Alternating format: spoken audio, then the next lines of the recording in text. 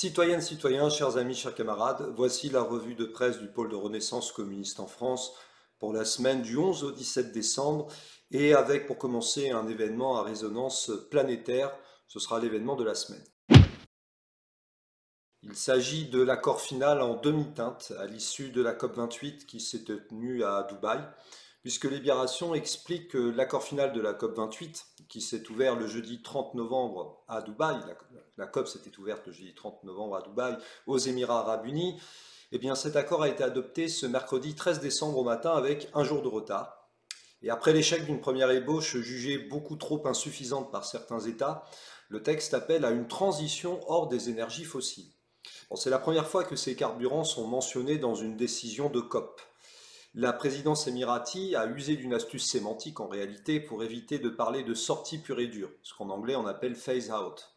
Et d'ajouter que l'accord de la COP28 approuvé à Dubaï acte également le triplement des capacités d'énergie renouvelable mondiale d'ici 6 ans. Pour maintenant, la pertinence et la réussite de cet objectif jugé crédible par les experts dépendront toutefois des financements alloués en parallèle aux énergies fossiles. C'est la raison pour laquelle, dans le fond, ce texte suscite des réactions en demi-teinte. D'un côté, selon Simon Steele, c'est la COP la plus importante depuis Paris. Mais d'un autre côté, les promesses, si elles se réalisent toutes, impliqueraient une baisse de 5% des gaz à effet de serre d'ici 2030, alors que pour limiter le réchauffement largement sous 2 degrés, il faudrait une baisse de 43%, selon Valérie Masson-Delmotte, qui est l'ancienne coprésidente du GIEC. Et comme le précise Le Monde, la levée du tabou sur la sortie des énergies fossiles, qui n'avait rien d'évident à l'ouverture des discussions, ne doit pas masquer les questions qui restent en suspens, en particulier sur le financement et l'adaptation des pays les plus vulnérables. Et ces derniers ont d'ailleurs exprimé leur relative déception, à l'image de John Silk, qui est l'émissaire des îles Marshall, rappelant que son pays subit une érosion incontrôlable du fait des dérèglements climatiques et de la montée inexorable du niveau des eaux. C'est le cas d'ailleurs d'autres îles du Pacifique menacées d'engloutissement comme les îles Kiribati. Pour aller beaucoup plus loin que ça, selon le vice-ministre de l'Environnement chinois Zhao Yingmin, les pays développés ont une responsabilité historique et incontestable dans le changement climatique. Ils doivent prendre les devants pour s'engager sur la voie du 1,5 degré. Au-delà, comme ne cesse de le rappeler le PRCF à travers son manifeste écologiste, ou encore récemment à travers l'entretien réalisé avec Clément Caudron, seule la rupture avec le capitalisme exterministe, qui détruit les deux sources de richesse que sont la terre et les travailleurs, comme le disaient déjà Marx et Engels en leur temps, et la rupture avec ces institutions mortifères à l'image de lieux du capital, permettront la véritable transformation énergétique radicale et l'adoption de la seule alternative possible au capitalisme, qu'est le communisme. Le chiffre de la semaine à présent, il est un peu long, 160 000. C'est la superficie du territoire de l'Essequibo, un territoire disputé entre le Guyana et le Venezuela, et à propos duquel a été trouvé un accord, précaire peut-être, mais un accord tout de même, le jeudi 14 décembre 2023. France Info explique que les deux pays se sont mis d'accord pour ne pas se menacer ou utiliser la force l'un contre l'autre sous aucun prétexte, dans le cadre de leurs différends historiques sur le territoire de l'Essequibo. Une tension qui a été ravivée par Caracas, et cette déclaration commune a été publiée à l'issue d'un sommet entre les chefs d'État des deux pays à Saint-Vincent-les-Grenadines. Les présidents guyaniens plutôt, Irfan Ali, et vénézuéliens, Nicolas Maduro, se sont aussi engagés à s'abstenir en parole, en acte, d'intensifier tout conflit entre eux. Mais alors pourquoi une telle tension? Eh bien France 24 précise que la découverte de vastes gisements de pétrole par la compagnie américaine ExxonMobil en 2015 et les appels d'offres du Guyana pour l'exploitation dans la zone ont ravivé le vieux conflit sur l'Essequibo, un territoire de 160 000 km² administré par le Guyana, mais que le Venezuela revendique en soutenant que la véritable frontière est celle datant de l'Empire espagnol en 1777. Alors inutile de préciser qu'une telle tension s'inscrit dans le cadre de la confrontation plus globale entre l'axe UE-OTAN et l'hétéroclite camp anti-hégémonique. Washington ayant apporté son soutien inébranlable à la souveraineté du Guyana, et ce après avoir annoncé des exercices militaires aériens dits de routine au Guyana. Bien entendu, cet acte a été perçu comme une provocation, et à raison, par Caracas, qui a joué la carte de la surenchère dans un premier temps, et puis désormais celle de l'accalmie, comme y invitait d'ailleurs le président colombien Gustavo Petro, selon qui reproduire une version locale du conflit OTAN-Russie dans la forêt amazonienne ne ferait que nous faire perdre nous, les habitants d'Amérique du Sud, du temps vital, du progrès et des vies.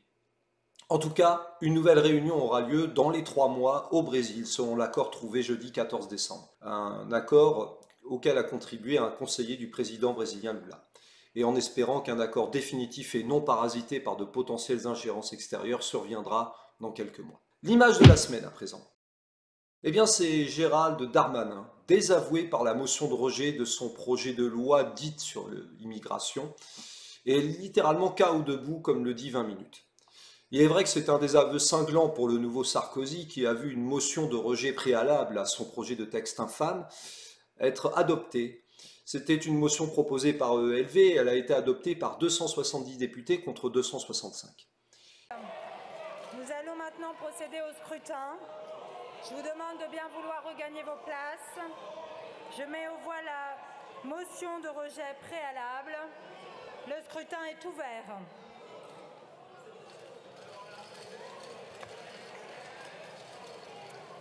Le scrutin est clos. Voici le résultat du scrutin. Votant 548, exprimé 535, majorité 268, pour 270, contre 265. L'Assemblée nationale a adopté. En conséquence, le projet de loi est rejeté. Prochaine séance demain à 9 h. Question orale sans débat. La séance est levée. Et 20 minutes explique qu'en signe d'affection, quelques députés et membres du gouvernement viennent taper dans le dos du ministre de l'Intérieur, toujours sonné. Car si ce vote est un coup dur pour l'exécutif, il apparaît surtout comme une défaite personnelle éclatante pour l'intéressé. 20 minutes précise que le premier flic de France promettait depuis 2 mois être capable de trouver un chemin pour faire passer ce texte crucial. Engageons cependant que la Macronie ne rendra pas les armes facilement. Tant elle a déjà démontré sa détermination à faire passer par tous les moyens, et à commencer par la force d'ailleurs, l'ensemble de ses contre-réformes et de ses textes scélérats. Dans le cas présent, la satisfaction ne peut être que relative. Satisfaction tout de même, parce que sur le contenu de ce texte, nous voyons bien qu'il s'agit de clairement mettre fin au principe républicain de l'égalité entre tous les êtres humains en France, en stigmatisant toujours davantage les immigrés. Et spécifiquement d'ailleurs les immigrés d'origine africaine, voire nord-africaine. Au passage, en entretenant une savante confusion avec la question de la confession religieuse. Qu'un tel texte soit rejeté, eh bien c'est une bonne nouvelle. Mais il démontre également plus que jamais, comme ne cesse de le dire le PRCF depuis des années, que ce vote souligne à nouveau la totale illégitimité démocratique d'un pouvoir qui ne tient qu'à coup de 49-3, qui a piétiné l'opposition massive des travailleurs français à la contre-réforme des retraites, et dont le chef de file méprisant n'a jamais dû son élection, au rabais, rappelons-le, 20% environ des inscrits, qu'au fait que le RN le péniste est, ou était du moins jusqu'ici, encore plus détesté que lui dans le pays. Eh bien tout ceci explique finalement l'usage structurel de l'article 49.3 par la Macronie et la recherche d'ententes toujours plus nombreuses avec les forces réactionnaires et fascisantes du pays. C'est pourquoi la méfiance reste de mise malgré l'adoption de cette motion de rejet. Tant l'orgueil de Macron, de Darmanin et de l'ensemble de la Macronie n'a d'égal que leur nullité et leur haine des êtres humains. En effet, le recours à une commission mixte paritaire au sein de laquelle les LR et le RN feront certainement pression pour durcir ce texte, après avoir infligé au passage un camouflet à Darmanin, doit inciter à la prudence. Et plus que jamais, il importe de délégitimer non seulement le Macronat, mais le carcan européen lui-même, non avare lui aussi d'ailleurs en effort pour criminaliser les migrants extra-européens. Et par ricochet pour délégitimer l'extrême droite euro-atlantique qui attend son heure. En somme, plus que jamais, préparons l'indispensable alternative rouge et tricolore. D'autant plus indispensable qu'au niveau international, là aussi, la logique révolutionnaire est nécessaire pour éviter des drames, c'est ce que nous allons voir à travers la personnalité de la semaine. Il s'agit de Narendra Modi, puisque le Premier ministre nationaliste indien, hindouiste fanatique, a obtenu une victoire lundi 11 décembre, car la Cour suprême du pays a confirmé le retrait de la semi-autonomie du Cachemire, une région où explosèrent les violences entre hindous et musulmans à l'occasion de la partition de l'Empire des Indes et de l'indépendance de l'Inde et du Pakistan en août 1947. Et bien plus de 75 ans après, le spectre de tension sanguinaire ressurgit, car l'administration directe de la région du Jammu et Cachemire par l'État central indien a été précédée par l'imposition du pouvoir direct de New Delhi, des arrestations massives, un bouclage total de cet État, et une coupure des communications qui ont duré des mois, l'Inde ayant renforcé ses forces armées dans la région pour contenir les manifestations. Sans surprise de son côté, le Pakistan, qui n'a pas d'ailleurs au demeurant un régime politique très recommandable, et qui revendique également la souveraineté sur le Cachemire, n'a pas tardé à réagir. C'est une parodie de justice, a fustigé le ministre pakistanais des Affaires étrangères, Jalil Abbas Gilani. L'Inde n'a pas le droit de prendre des décisions unilatérales sur le statut de ce territoire contesté contre la volonté des Cachemiris et du Pakistan, a-t-il ajouté depuis Islamabad. Et selon le ministre pakistanais des Affaires étrangères, toutes les mesures prises par l'Inde depuis 2019 dans la région ont pour objectif ultime de faire des Cachemiris une communauté marginalisée sur sa propre terre. En 4 ans, l'insurrection séparatiste a été en grande partie écrasée au Cachemire indien à coups de répression massive de la part des autorités indiennes. Au total, un peu plus de 120 personnes ont été tuées en 2023, dont les 2 tiers sont des insurgés. Ce qui a mis le feu aux poudres, c'est la suspension de l'article 370 qui confère à la région du Jammu et Cachemire son statut d'exception, puisque les lois votées par le Parlement indien ne s'appliquent pas au Cachemire, en dehors des domaines de la défense, des affaires étrangères, des finances et des communications. Dès lors, les changements apportés ont permis aux Indiens extérieurs à la région d'y acheter des terres et de rechercher des emplois gouvernementaux et des bourses d'études, une politique dénoncée par les défenseurs des droits comme un colonialisme de peuplement. C'est un argument probable quand on connaît les sentiments de Modi à l'égard des populations indiennes musulmanes, au risque d'ailleurs de faire embraser une fois de plus l'une des zones les plus périlleuses au monde. La déclaration de la semaine, la voici. Des travaux d'intérêt général pour les parents défaillants. C'est une déclaration signée Aurore Bergé, elle date en réalité du 10 décembre 2023, mais elle a été très reprise le 11 décembre notamment, puisqu'Aurore Bergé, ministre des Solidarités et des Familles, a décidé d'utiliser cette formule en prenant pour point de départ les émeutes de fin juin 2023. Émeutes qui, rappelons-le, étaient consécutives à l'assassinat de sang-froid du jeune Naël Merzouk par un policier qui n'était pourtant pas en situation de légitime défense. Mais Aurore Bergé, encore une fois, fait référence à cet épisode et en profite pour fustiger les familles populaires précarisées, et essentiellement d'ailleurs immigrées pour une partie d'entre elles. Elle a ainsi provoqué, dès le lundi 11 décembre 2023, la démission du sociologue spécialiste de la parentalité Claude Martin, de la directrice de recherche du CNRS Agnès Martial et de la sociologue de la famille Irène Théry. La raison de leur mise en retrait ? Le fait que les travaux à venir soient placés sous l'égide des méthodes répressives. Car outre l'annonce de travaux d'intérêt général pour les parents jugés défaillants, ont été annoncés le paiement d'une contribution financière pour les parents d'enfants coupables de dégradation auprès d'une association de victimes, et une amende pour les parents ne se présentant pas aux audiences qui concernent leurs enfants. Autant de mesures jugées répressives par les chercheurs. Et on se doute bien que ce que l'on entend par parents défaillants sanctionnés, ce ne seront pas les parents défaillants qui émanent de l'oligarchie euro-atlantique, dont les rejetons pourtant multiplient les exploits, y compris d'ailleurs après leur majorité. Que l'on songe au délinquant Hugo Zemmour, impliqué dans un accident mortel de la route en mars 2023, ce qui d'ailleurs n'a pas suscité la même émotion médiatique que d'autres drames de ce genre. Que l'on songe à Clément Pécresse, qui avait été arrêté pour trafic de cannabis, et on pourrait multiplier les autres exemples. Mais pour la droite réactionnaire et fascisante, la seule criminalité qui existe, c'est celle des familles populaires. Et souvent en fustigeant en réalité des femmes seules, isolées et précarisées, sans chercher à réellement lutter contre les violences quotidiennes.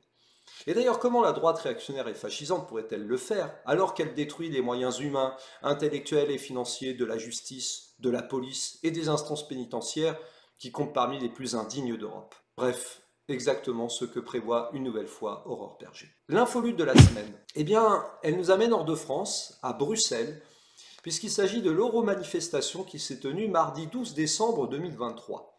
Et une Euromanifestation qui suscite l'interrogation d'Ouest France, mais à vrai dire pas que d'Ouest France, des travailleurs et des syndicalistes de combat également. Tant cette information est passée relativement inaperçue. Qu'en dit Ouest France ? Ouest France signale les paroles suivantes. Nous sommes réunis devant le palais de justice pour demander plus de justice sociale. Non, nous ne paierons pas. Lance devant la foule ce mardi 12 décembre Esther Lynch, secrétaire générale de la Confédération européenne des syndicats. Avant de s'élancer vers le quartier européen, les manifestants écoutent en musique les discours des représentants syndicaux qui ont fait le déplacement, dont les Françaises Sophie Binet pour la CGT et Marie-Lise Léon pour la CFDT. Eh bien, nous voici encore une fois devant une nouvelle manifestation du syndicalisme jaune pratiquant le bidon dialogue social et aux revendications aussi utopistes qu'impuissantes. C'est logique puisque ces eurosyndicalistes ne cessent d'affirmer le mythe de l'Europe sociale, à l'image d'ailleurs de ce témoignage. Contrairement aux populistes, nous ne sommes pas pour le tout marché. Nous demandons plus d'investissements pour le pacte vert, la transition juste ou l'industrie. Nous, pays du sud de l'Europe, sommes particulièrement concernés car nous avons des niveaux de dette qui peuvent diminuer avec l'investissement. C'est ce qui s'est passé pendant la pandémie pour l'Italie, souligne Michele Bulgarelli, 43 ans, secrétaire général de la Confédération générale italienne du travail de Bologne. Ne doutons pas que la Commission européenne, qui a réaffirmé la nécessité de respecter les imbéciles et dogmatiques critères euro-austéritaires de Maastricht, cédera devant un tel rapport de force. En tout cas, après la pitoyable manifestation du vendredi 13 octobre 2023, qui avait été déjà lancée à l'initiative de la CES et dont nous avions fait mention dans une revue de presse, eh bien voici que les directions syndicales euroconfédérales récidivent. À commencer par la direction euroconfédérale de la CGT, qui s'est félicitée dans son communiqué public d'une euro-manifestation haute en couleur et en combativité, avec plus de 15 000 manifestants, dont 3 000 issus des rangs de la CGT, qui ont porté les couleurs et les voix des travailleuses et des travailleurs d'Europe à l'appel de la Confédération européenne des syndicats. Et aujourd'hui se déroule à Bruxelles l'Euro-manifestation, une manifestation à l'appel de l'intersyndicale pour une autre Europe contre l'austérité et pour l'augmentation des salaires. À Nice, la CGT s'est rassemblée ce matin sur la place Garibaldi pour soutenir ce mouvement. On écoute sa représentante au micro de Cédric Adam. L'objectif de cette conférence de presse, le choix de Garibaldi, c'est de donner de la visibilité à cette revendication, notamment autour de l'augmentation des salaires. Et puis, bien sûr, faire entendre, il y aura plusieurs prises de parole voilà, de différents champs professionnels pour réexpliquer aussi ce qui se passe, aussi bien dans la santé que dans le commerce, que dans la fonction publique territoriale, que dans les activités postales. Voilà, l'objectif est aussi de remettre toutes ces activités-là en avant, en fait, et montrer que sans ces services-là, aujourd'hui, on ne peut pas continuer dans des orientations de politique austère et régressive. Et le tout était accompagné de soutiens locaux comme à Nice en faveur d'une autre Europe et contre l'euro-austérité. Enfin, l'austérité tout court d'ailleurs. Plus que jamais, devant un tel spectacle pitoyable, reconstruire un véritable syndicalisme de combat est une urgence vitale pour les travailleurs. Et refuser de cautionner les euro-jaunes direction confédérale l'est tout autant. L'info facho de la semaine, à présent, eh bien, elle nous amène en Guadeloupe, à la suite du limogeage d'une journaliste. C'est ce qu'indique l'Humanité du 11 décembre, en expliquant que Barbara Olivier Zandronis a été débarquée du trésor de RCI Guadeloupe, après une interview de Jordan Bardella le 8 décembre. La faute? L'avoir agressée, selon le président du RN. La présentatrice n'a fait que pointer ses erreurs factuelles sur l'immigration et relever son inactivité au Parlement européen. Et l'Humanité précise que pour justifier la mise au banc de sa présentatrice, RCI prétend dans un communiqué réaffirmer son engagement envers l'objectivité journalistique et argue qu'un média n'est pas un espace où un journaliste donne son opinion. Son rôle consistant, insiste la radio, à mettre en lumière des vérités. Signe d'une gêne à assumer cette mesure de rétorsion pour une interview sans concession, la direction générale du groupe RCI précise que la journaliste n'a pas été mise à pied, ni exclue de l'antenne, et demeure partie intégrante de la rédaction. Eh bien, nous voici rassurés sur la définition du journalisme, dont nous pouvons constater qu'elle est parfaitement respectée tous les jours dans les médias aux ordres comme CNews, BFM TV, LCI, TF1 et d'autres joyeusetés de la sorte. Et oui, il est vrai que demander à l'incompétent et inculte Bardella si Calais et les trottoirs parisiens sont des hôtels 5 étoiles était une agression. Cette éviction en tout cas a provoqué une levée de boucliers, enfin pas parmi les éditocrates aux ordres comme Routel Krief ou Routel Krief, ça dépend comme vous souhaitez le prononcer, Pascal Pro ou Pascal Perry. Et d'ailleurs, Jean-Luc Mélenchon a souligné à raison qu'en Guadeloupe, Barbara Olivier Zandronis est renvoyée de l'antenne RCI après mise en cause par Jordan Bardella. La meute médiatique qui s'est jetée sur moi pour un tweet au prétexte de la défense du métier reste dans le silence. Cette indignation à géométrie variable est l'aveu d'une dérive nauséabonde. Pas une dérive.